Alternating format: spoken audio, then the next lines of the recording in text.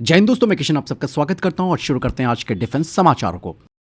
दोस्तों, आज भारत के डिफेंस पावर को और मजबूत करने के लिए एक बड़ा फैसला ले लिया गया। बता दें कि श्री रक्षा मंत्री राजनाथ सिंह की अध्यक्षता में हुई डीएसी की बैठक में लगभग 3.60 लाख करोड़ रुपए के डिफेंस सौदों को मंजूरी दे दी गई है और ये फैसला हमारी तीनों arm forces plus coast guard चारों की ताकत बढ़ाने वाला है। सबसे पहला तो MRFA यानी कि मल्टी रोल फाइटर एयरक्राफ्ट की खरीद को मंजूरी दे दी गई है। ये फाइटर जेट दोस्तों इंडियन एयरफोर्स को हर तरीके के जंग में एयर डोमिनेंस दिलाने में मदद करेंगे। लंबी दूरी की सटीक हमला करने की हमारी क्षमता बढ़ेगी और सबसे इंपॉर्टेंट बात तो ये कि ज्यादातर फाइटर जेट्स का निर्माण भारत में होगा। वहीं इसके अलावा दोस्तों अत्याधुनिक कॉम्बैक्ट मिसाइलें भी खरीदी जाएंगी जो कि दुश्मनों के ठिकानों पर दूर से सटीक वार कर पाएंगी। इसके अलावा हैप्स प्लेटफॉर्म के लिए भी मंजूरी दे दी गई है। ये सिस्टम लगातार निगरानी, इंटेलिजेंस, इलेक्ट्रॉनिक सर्विलांस और कम्युनिकेशन में मदद करेंगे। वहीं दोस्तों भारतीय सेना के लिए भी यहाँ पर एक बड़ी मंजूरी दी गई है। विभव एंटी टैंक माइंस, ये दुश्मन के टैंकों और मैकेनाइज्ड फोर्स को रोकने के लिए इस्तेमाल किए जाएंगे। इसके अलावा T-72 टैंक्स, BMP-2 और आर्मर रिकवरी व्हीकल्स का ओवरहॉल भी किया जाएगा। इससे इन वाहनों की जो एज है वो बढ़ेगी और ऑपरेशनल तैयारी हमारी बेहतर होगी। भारतीय नौसेना की बात करें तो भारतीय नौसेना के लिए 4 megawatt marine gas turbine based power generator इसे मेक इन इंडिया कैटेगरी के तहत विकसित किया जाएगा, जिससे कि विदेशी निर्भरता हमारी कम होगी। साथ ही P-8I long range maritime reconnaissance aircraft के लिए भी मंजूरी मिली है। ये एयरक्राफ्ट आप सब जानते हैं कि दुश्मन की पनडुब्बी का पता लगाने, समुद्री निगरानी और स्ट्राइक मिशंस में काफी महत्वपूर्ण माना जाता है। इंडियन कोस्ट गार्ड की बात करें तो डॉर्नियर एयरक्राफ्ट के लिए इलेक्ट्रो ऑप्टिकल और इंफ्रारेड सिस्टम की खरीद को मंजूरी दे दी गई है। इससे समुद्री निगरानी और ज्यादा मजबूत होगी। तो कुल मिलाकर दोस्तों मैं ये कहना चाहूंगा कि 3.60 लाख करोड़ रुपए के ये डिफेंस सौदे भारत की मिलिट्री पावर को नई ऊंचाई देंगे। इंडियन एयरफोर्स की मारक क्षमता बढ़ेगी, सेना की युद्ध तैयारियां बेहतर होंगी, नौसेना को भी एक बड़ी बढ़त मिलेगी और कोस्ट गार्ड की निगरानी और मजबूत होगी। और यही नहीं दोस्तों, भारत अब आत्मनिर्भर डिफेंस प्रोडक्शन की दिशा में भी तेजी से आगे बढ़ रहा है। फिलहाल इस बारे में दोस्तों आपकी क्या राय है कमेंट सेक्शन में लिखकर जरूर बताइएगा, क्योंकि ये एक ऐतिहासिक फैसला है दोस्तों। वही दोस्तों भारतीय नौसेना अब सिर्फ नए फाइटर जेट्स खरीदने की तैयारी नहीं कर रही है, बल्कि अब भारतीय नौसेना पूरा कैरियर बैटल इकोसिस्टम तैयार करने की दिशा में आगे बढ़ रही है। आने वाले 10 सालों में दोस्तों आप देखिएगा कि भारतीय नौसेना के पास 120 से ज्यादा कैरियर बेस्ड फाइटर जेट्स हो सकते हैं, जिसमें कि आपको पता ही कि राफेल मरीन और प्लस स्वदेशी फाइटर जेट जो कि टेडबीएफ हो सकता है वो शामिल होगा। राफेल एम के इंडक्शन और टेडबीएफ के आ जाने के बाद नौसेना का जो एयर विंग है दोस्तों ये काफी तेजी से बड़ा होगा। इसीलिए दोस्तों इतने बड़े फ्लीट को चलाने के लिए सिर्फ फाइटर जेट्स काफी नहीं होंगे, बल्कि यहाँ पर हमें जरूरत पड़ेगी फोर्स मल्टीप्लायर्स की। मतलब यहाँ पर भारतीय नौसेना के एयरक्राफ्ट कैरियर्स के लिए हमें डेक बेस्ड अवॉक्स की जरूरत पड़ेगी। अभी इंडियन नेवी के पास K-29 और K-31 हेलीकॉप्टर्स हैं। ये फिलहाल रडार कवरेज तो देते हैं, लेकिन इनकी लिमिटेशंस है।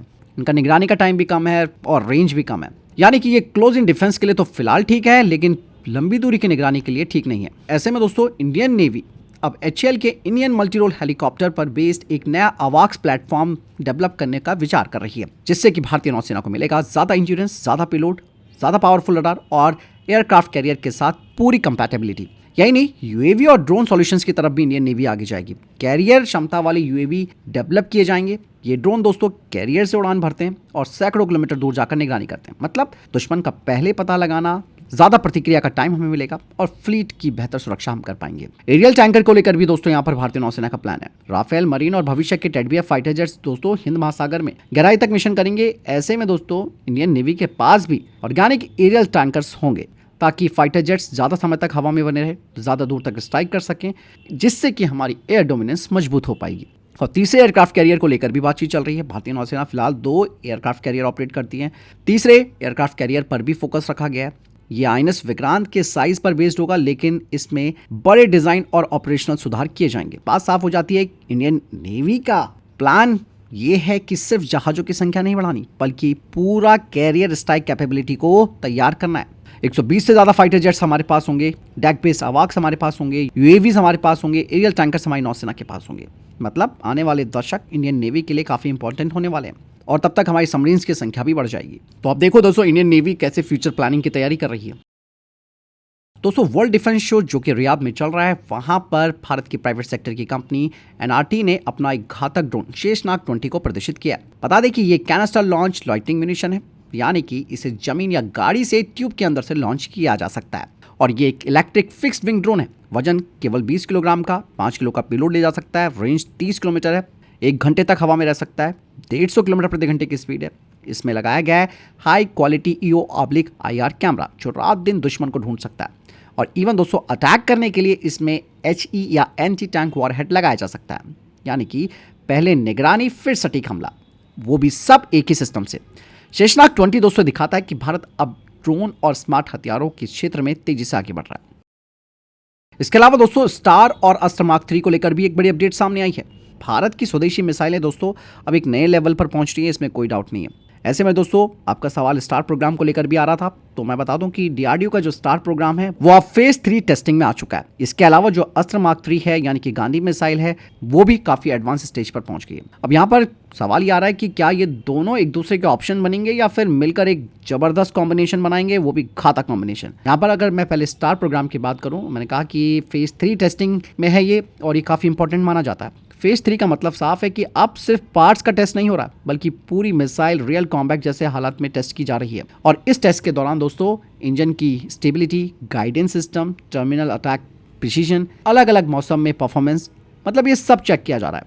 यानी कि अब इंजीनियरिंग थ्योरी नहीं है ये, बल्कि असली ऑपरेशनल भरोसा बनता जा रहा है। ये जो स्टार है दोस्तों, ये पहले एक सुपरसोनिक टारगेट प्लेटफॉर्म था, लेकिन अब डीआरडीओ इसे एयर लॉन्च कॉम्बैट मिसाइल में चेंज कर रहा है, जिसे कि तेजस जैसे फाइटर जेट से लॉन्च किया जा सकता है। एयर टू एयर और एयर टू ग्राउंड दोनों रोल में 55 से 175 किलोमीटर की रेंज में तेज और फुर्तीले हमले हम कर सकते हैं। तो वहीं दूसरी तरफ अगर मैं अस्त्र मार्क 3 की बात करूं, तो ये लंबी दूरी की स्ट्राइक वाली मिसाइल है। अस्त्र मार्क 3 का रोल भी बिल्कुल चेंज होगा। इसमें सॉलिड फ्यूल डक्टेड रैमजेट है, लंबी दूरी की मारक क्षमता है। ये दुश्मनों के हाई वैल्यू वाले टारगेट्स जैसे कि अवाक्स, टैंकर और बड़े एयरक्राफ्ट को खत्म कर सकती, मतलब ये काफी दूर से दुश्मनों की इन प्लेटफॉर्म्स को खत्म कर सकती है।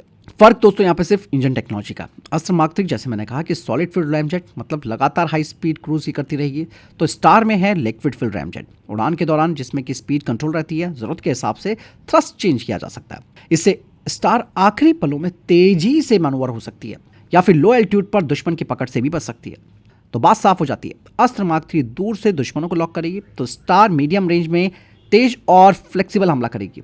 यानी कि एक लेयर्ड अटैक सिस्टम तैयार किया जा रहा है भारत के द्वारा। यानी कि दुश्मन को अब दो अलग अलग स्पीड प्रोफाइल, दो अलग अलग इंजन टेक्नोलॉजी और दो अलग अलग अटैक स्टाइल का सामना करना पड़ेगा दोस्तों। खास बात दोस्तों ये है कि स्टार में सी स्कीमिंग और हाई प्लंज अटैक क्षमता है। ये एंटी रेडिएशन रोल में भी इस्तेमाल की जा सकती है। सबसे बड़ी खासियत दोस्तों, मतलब दुश्मन के रडार पर सीधा अटैक कर सकती है। इसका स्ट्रैटेजिक फायदा हमारे लिए बहुत है, क्योंकि दो अलग अलग रैमजेट टेक्नोलॉजी पर काम करना दोस्तों, ये भारत की एक स्मार्ट स्ट्रैटेजी आप समझ सकते हैं। जिसमें एक तो आपका तकनीकी जोखिम भी कम होता है, ऑप्शंस आपके पास ज़्यादा होते हैं, और सबसे बड़ी बात है कि ये खुद हमने तैयार कर रखी है। यानी कि दोस्तों स्टार को अब केवल टारगेट मिसाइल से कॉम्बैट मिसाइल में बदलकर डीआरडीओ टाइम और जो रिसोर्सेज हैं यानी कि संसाधन है, दोनों को बचा रहा है। ये दोनों ही मिसाइलें मिलकर दोस्तों भारत की एयर कॉम्बैट क्षमता को नए लेवल पर ले जा सकती हैं। फिलहाल इस कॉम्बिनेशन के बारे में आपकी क्या राय है, कमेंट सेक्शन में लिखकर जरूर बताइएगा। इसके अलावा दोस्तों हैदराबाद की कंपनी लोकेश मशीन लिमिटेड को असम राइफल्स की तरफ से 1013 यानी कि 1013 आसमी कार्बाइन सप्लाई करने का बड़ा कॉन्ट्रैक्ट मिला है। बता दें कि कंपनी टेक्नो कमर्शियल इवैल्यूएशन में L1 यानी कि सबसे कम बोलीदाता के रूप में उभरी। आसमी दोस्तों एक 9x19 mm की स्वदेशी कार्बाइन है, जिसे कि भारतीय सेना के कर्नल प्रसाद बंसोड़ा ने तैयार किया है, और इसका डेवलपमेंट डीआरडीओ की ARD पुणे लैब में हुआ है। आपको बता दें कि 2024 में लोकेश मशीन्स ने 550 आसमी सब मशीन पिस्टल भारतीय सेना के स्पेशल फोर्सेस को सप्लाई करने का ऑर्डर जीता था। ये इंसास के बाद पहला बड़ा और स्वदेशी स्मॉल आर्म ऑर्डर था। आसमी की कीमत दोस्तों करीबन 50,000 रुपये से कम बताई गई है, इसीलिए ये एक्सपोर्ट के लिए भी एक बेहतर ऑप्शन बन सकता है। बता दें कि ये पहले से ही भारतीय सेना, NSG, ITBP और BSF को सीमित संख्या में दी जा चुकी है। यहाँ पर लोकेश मशीन्स की दोस्तों दूसरी सबसे बड़ी जो उपलब्धि है वो ये है कि इस कंपनी ने ARDA के साथ मिलकर 7.62 × 51 mm belt fit medium machine gun यानी कि MMG भी डेवलप की है, जो कि 800 राउंड प्रति मिनट फायरिंग कर सकती है। 1800 मीटर रेंज है, 250 राउंड बेल्ट कैपेसिटी है, -40 से +55 डिग्री टेम्परेचर पर यह ऑपरेट हो सकती है। इसे नौसेना के जहाजों, बख्तरबंद गाड़ियों और एयरक्राफ्ट पर भी डिप्लॉय किया जा सकता है। यानी कि दोस्तों आसमी कार्बाइन का नया ऑर्डर ये बात तो दिखाता है कि भारत अब छोटे हथियारों में भी आत्मनिर्भरता की तरफ आगे बढ़ चुका है। डीआरडीओ, प्राइवेट सेक्टर और भारतीय सेना के सहयोग से स्वदेशी हथियारों को अब बड़े पैमाने पर भी अपनाया जा रहा है।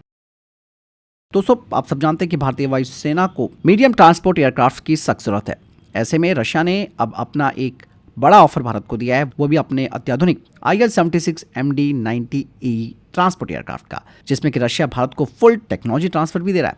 इंडियन एयरफोर्स दोस्तों कई सालों से IL-76, AN-32 और C-17 ग्लोबमास्टर 3 का इस्तेमाल कर रही है और अब इंडियन एयरफोर्स चाहती है कि पुराने AN-32 और IL-76 दोनों को बदलकर एक ही नए प्लेटफॉर्म से पूरा ट्रांसपोर्ट फ्लीट तैयार किया जा सके, जिससे कि मेंटेनेंस आसान हो, लॉजिस्टिक की जो कॉम्प्लेक्सिटी है वो कम हो और खर्च में भी बचत हो।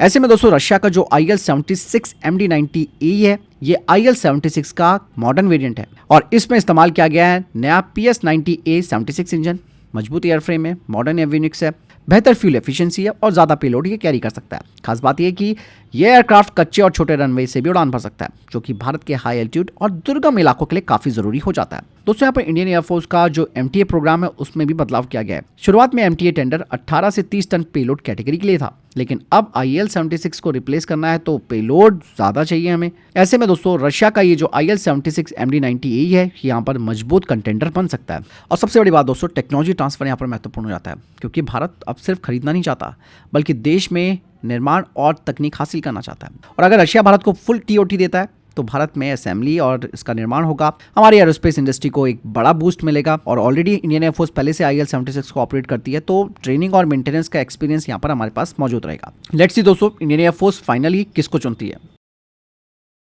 दोस्तों इजराइल ने भारत को अपने ओवर द होराइजन रडार का एक बड़ा ऑफर किया है, वो भी टेक्नोलॉजी ट्रांसफर के साथ। इजराइल के इस OTH रडार का नाम है ELM-2040, जिसे कि इजरायली कंपनी IAI एल्टा ने डेवलप किया है। दोस्तों ये जो रडार है दोस्तों, ये ट्रेडिशनल रडार की तरह सीधी लाइन में नहीं देखता, बल्कि आयनोस्फेयर से टकराकर रडार वेव्स को वापस उछालता है। मतलब धरती की गोलाई के पार भी ये देख सकता है, हजारों किलोमीटर दूर ये लक्ष्यों को ट्रैक कर सकता है। ELM-2040 इसकी सबसे बड़ी खासियत दोस्तों क्या है, ये किस तरह के खतरे पकड़ सकता है वो मैं आपको बता देता हूँ। ये बैलिस्टिक मिसाइल्स, हाइपरसोनिक हथियार, क्रूज मिसाइल, फाइटर जेट और समुद्री जहाज, इन सब को पकड़ सकता है। ये 180 डिग्री तक का एक बड़ा एरिया स्कैन भी कर सकता है, मतलब एक साथ कई टारगेट्स को ट्रैक कर सकता है। बता दें कि ये हाई फ्रिक्वेंसी बैंड पर काम करता है, लो फ्लाइंग और हाई स्पीड टारगेट को भी ये पकड़ सकता है और ये मौजूदा एयर डिफेंस नेटवर्क के साथ भी जुड़ सकता है। मतलब दुश्मनों के हमलों का घंटों पहले हमें पता चल जाएगा। बट दोस्तों यहाँ पर DRDO खुद का अपना ओवर द होराइजन रडार बना रहा है, जिस पर काफी हद तक काम भी आगे बढ़ चुका है।